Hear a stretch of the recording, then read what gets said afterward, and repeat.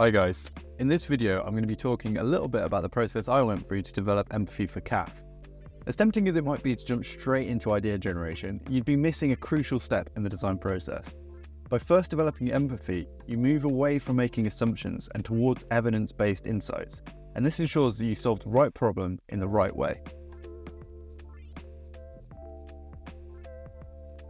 So the first step I took was to plan out some interview questions to ask Cath, and then see if she'd be available for an interview.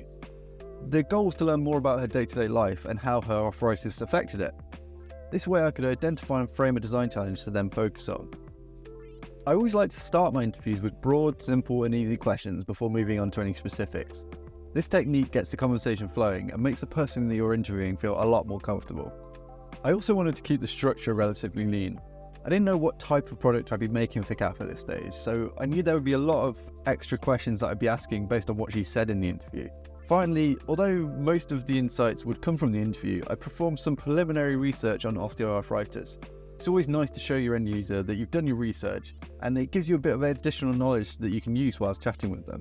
At this point, I had all my questions, so I headed over for the interview.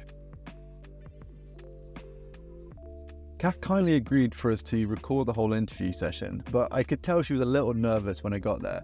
So rather than delving straight into the interview, I got the camera set up, hit record, and then just had a coffee and a chat. This also helped to settle my nerves, as although I've done this kind of thing before, it's always a little scary. But whenever I feel like this, I just remember that I'm doing this for a good cause. As we chatted, we seamlessly moved from general chit-chat to the interview questions, and at this point, Cath seemed to forget about the camera altogether. And throughout the interview, she was confident, relaxed, and just a whole lot of fun. As we went through the interview, my questions were used more as a guide for the conversation, but the conversation took us in many different directions. I also made some notes on activities that she had mentioned that we could film for future reference. Some of these activities included things like a range of motion exercises, crafts, assembling her bed, grasping objects, accessing the boat, and standing up from kneeling positions. After a few hours, I gained so many interesting and even surprising insights. I'm just glad that I documented everything, because there is no way I would have remembered everything otherwise. With all this amazing information documented, the next step was to review it, with the end goal of defining a design challenge. This challenge would have to have a positive impact on Cath's life, whilst also being feasible with the tools and time that we have available for the project.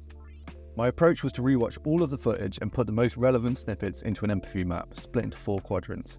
What Cath says, what she thinks, what she does, and how she feels. As I mapped out the key insights, trends and patterns started to appear, so I clustered these all together.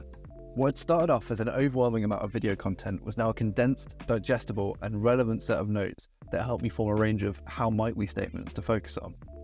Any one of these could have made a great design challenge, but after analysing them, I was drawn to one.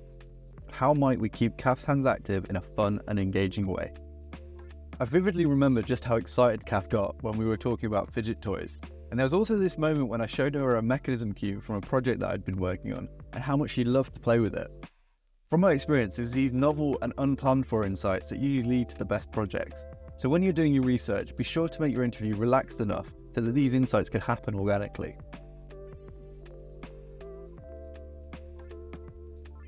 So after all that, you might be thinking, that was a lot of time and effort just to form a design challenge.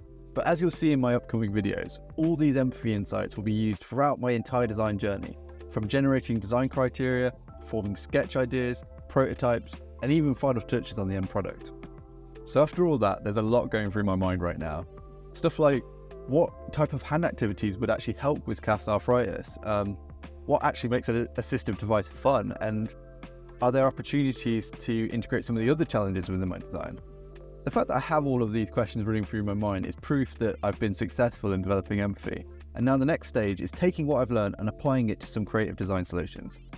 But that's for the next video, so I'll see you there.